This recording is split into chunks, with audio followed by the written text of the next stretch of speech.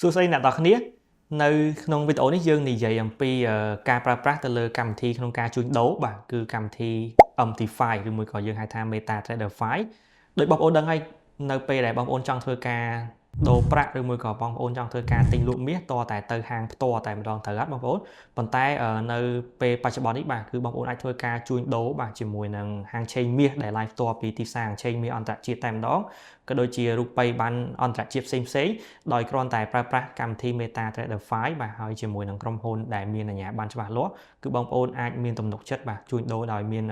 ហៅថាតម្លាភាពហើយនិងសុវត្ថិភាពអញ្ចឹងតើតើនឹងកម្មវិធីមួយនេះដែរបងប្អូនបាទអញ្ចឹងបងប្អូនអាចដំឡើងបាន MetaTrader 5 បាទអញ្ចឹងបងប្អូនអាចធ្វើការជួញដូរបាទគ្រប់ទីកន្លែងបាទនៅកន្លែងណាក៏បងប្អូនអាចធ្វើការជួញដូរបានដែរឲ្យតែបងប្អូនមានអ៊ីនធឺណិតហើយនឹងកម្មវិធីមួយនេះ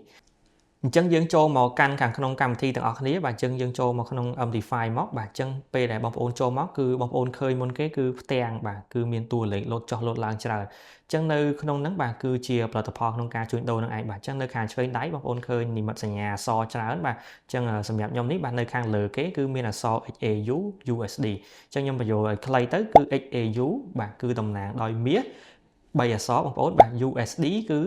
ទៅលើប្រាក់ដុល្លារបាទអញ្ចឹងបើសិនជាបងប្អូននៅក្នុងទូរស័ព្ទបងប្អូនអាចនឹងមានគូលុយអន្តរជាតិផ្សេងៗបងប្អូនអាចធ្វើការតម្លើងបានបាទដោយនៅលើកម្រិតដៃខាងលើនេះហើយយើងកន្លែងទៅកាន់ចំណុចទី2បាទនៅខាងក្រោមបងប្អូនបាទនៅលើអេក្រង់របស់យើងគឺជាទៀនបាទបកគោលបាទដែលបង្ហាញពីទីផ្សារឡើងចុះអញ្ចឹងបច្ចុប្បន្នបាទគឺទីផ្សារកំពុងឡើងអញ្ចឹងយើងឃើញតម្លៃវានៅខាងស្ដាំដៃនឹងជាក់ស្ដែងតែម្ដងបាទអញ្ចឹងបើសិនជាបងប្អូនចង់ដឹងកាន់តែច្បាស់បងប្អូនអាចទៅទស្សនាវីដេអូមុនបានបាទគឺយើងបង្ហាញពីការបញ្យល់ទៅលើទៀនមួយនឹងដែរ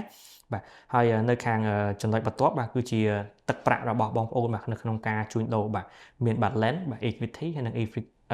free margin បងប្អូនបាទអញ្ចឹងពួកយើងនឹងធ្វើការបញ្យល់ detail នេះគ្រាន់តែជាការណែនាំទៅកាន់បងប្អូនឲ្យដឹងពី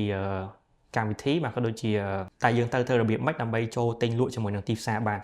បាទហើយនៅខាងចំណុចបន្ទាប់ទៀតបាទគឺតកតទៅនឹង history បងប្អូនបាទ history នេះគឺសំដៅទៅដល់ប្រវត្តិបាទដើមទុនដែលយើងបានដាក់សាច់ប្រាក់ក៏ដូចជាសកម្មភាពនៅក្នុងការជួញដូររបស់យើងនឹងឯងបាទអញ្ចឹងគឺវានឹងបង្ហាញរបស់យើងបាទគឺវានឹងបង្ហាញនៅលើនឹងតែម្ដងបងប្អូនបើនិយាយស្រួលយល់គឺដូចជាវិក័យប័ត្រអញ្ចឹងបងប្អូនបាទយើងនៅពេលដែលយើងចូលទិញលក់គឺវានឹង take note ជូនយើងហើយខាងនេះគឺ setting គឺជាឈ្មោះរបស់យើងក៏ដូចជា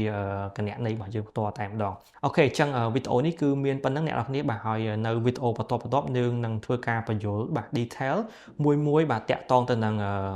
តម្លៃហាងឆេងបាទមួយណាដែលបងប្អូនធ្វើការជួញដូរកំណត់ហានិភ័យបែបម៉េចបាទចូលទិញម្ដងបាទចូលលក់